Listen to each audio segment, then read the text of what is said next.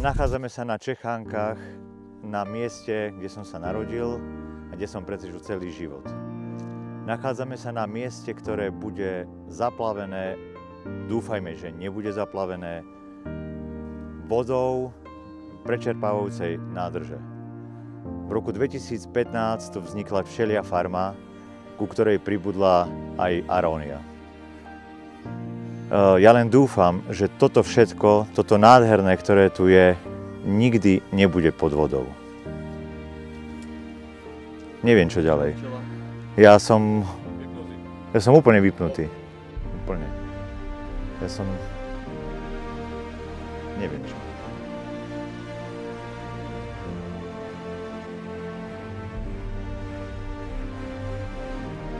Nejde o to, ja vôbec neviem, vieš, ja som tak už...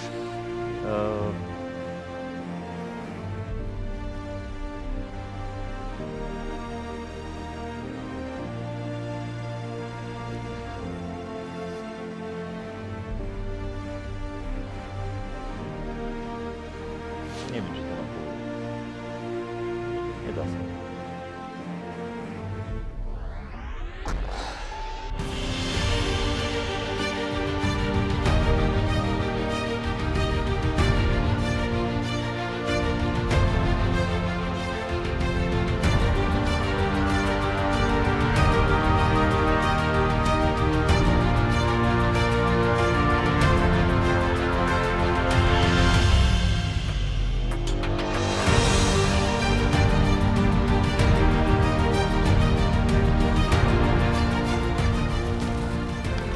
Hovorte čo, ja neviem, ja sa neviem vyjadriť už, ja som hotový. Ja keď si predstavím, tak ja nedoplaču.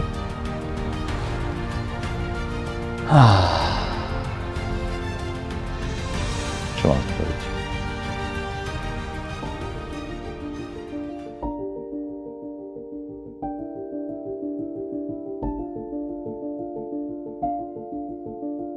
Tu som sa narodil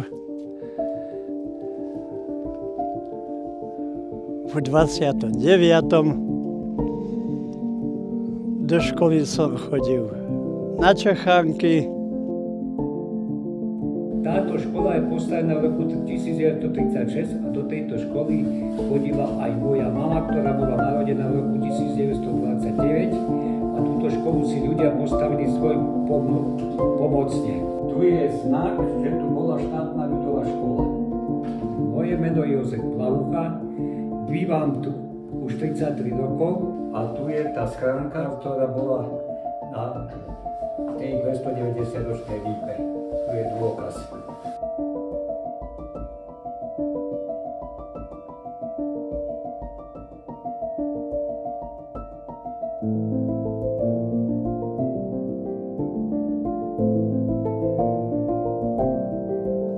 Tu bolo veľa ľudí.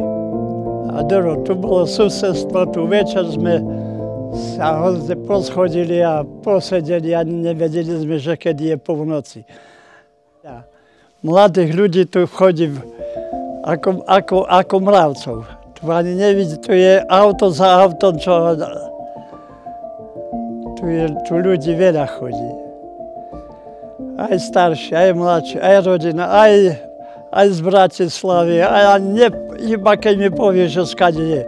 A povie z druhého konca sveta.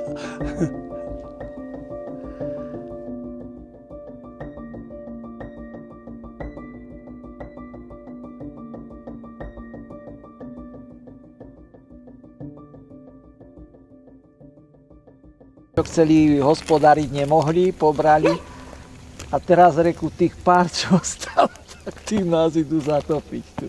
No, že prišli to doraziť predsa, len nie to tak, hej. Sme manželia Pukalikovci, presťahovali sme sa sem do tohto regiónu pred 5 rokmi.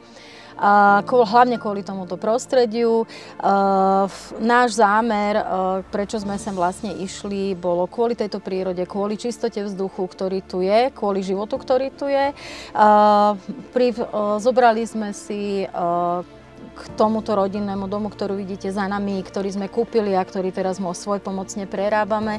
A takisto aj pole tu na vedľa, kde mienime vsiať pohánku.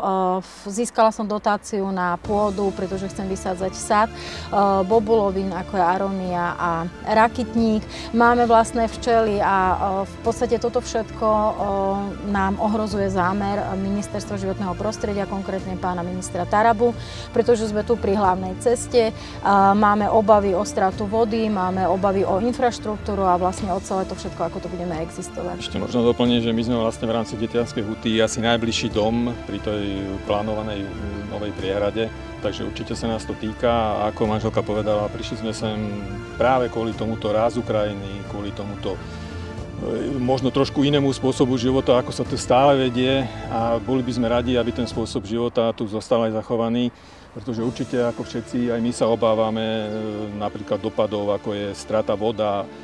Bez vody tu sa žiť samozrejme nedá, tu chovajú ľudia zvieratá, tu ľudia pestujú, tu je treba polievať a tak ďalej. Čiže sú veci, ktoré určite nás veľmi ohrozujú.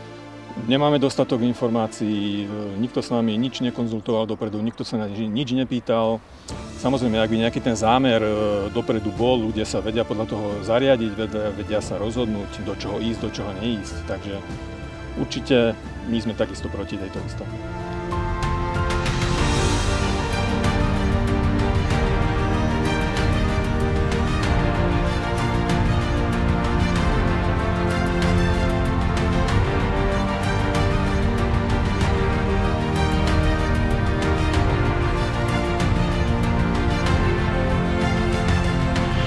My sme sem prišli pred 7 rokmi, prisťahovali sme sa sem, chceli sme ísť vlastne z mesta za tým kľudom, ktorý tu je, do prírody.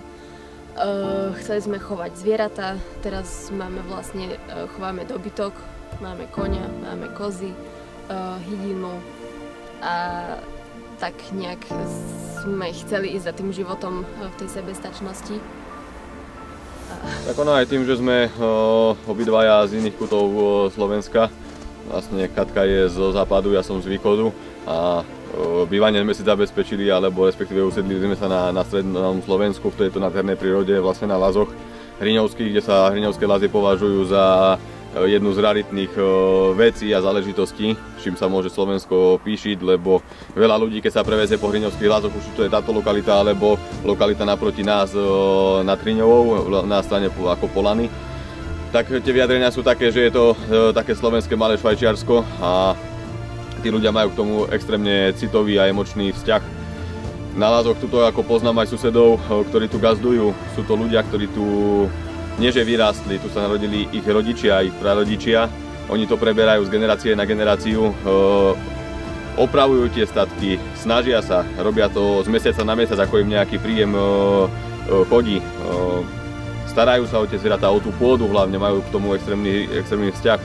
Na tých lázoch to funguje trošku ináč ako v meste, lebo tu je nejaká usadlosť, je tu dom, k tomu domu sa viaže dosť veľké množstvo alebo dosť veľká rozloha pozemkov, kde sa bavíme o nejakých 10, 15 a 20 hektároch, o čo sa tí ľudia sami starajú. Čiže je to tak trošku na taký iný štýl. Nie je to len také bývanie, ale je to proste veľká hodnota pre tých ľudí, vlastne aj pre nás, že tuto niečo budujeme. Nie je to len bývanie, je to vlastne pre nás aj podnikanie, keďže sa nám tu na to viaže práca. Čiže ak by nám to tu niečo nejakým spôsobom narušilo, tak vlastne nám to nenaruší iba bývanie, ale naruší nám tu aj ten celkový príjem.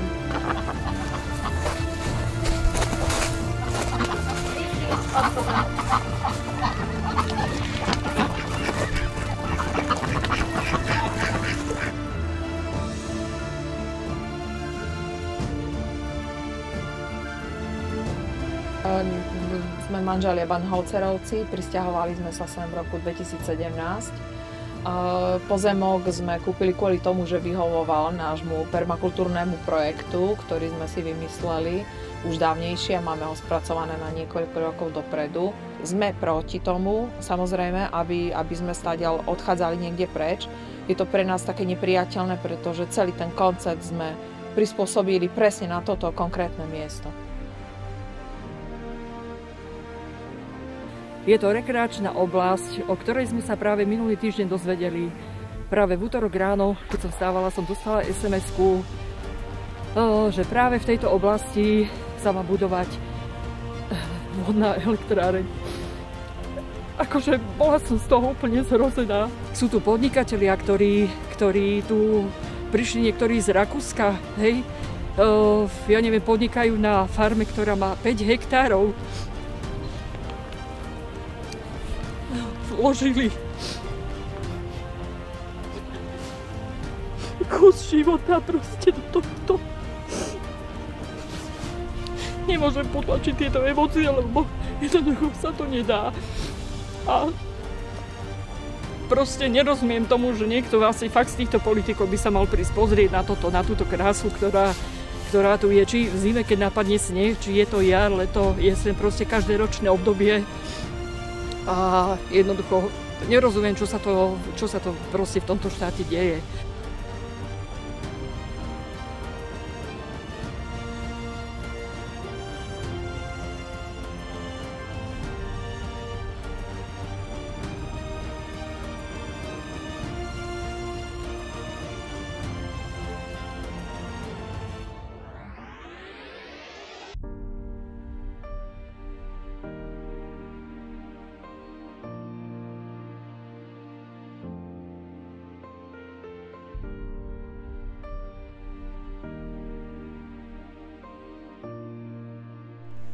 Prosím, neberte nám štefánky.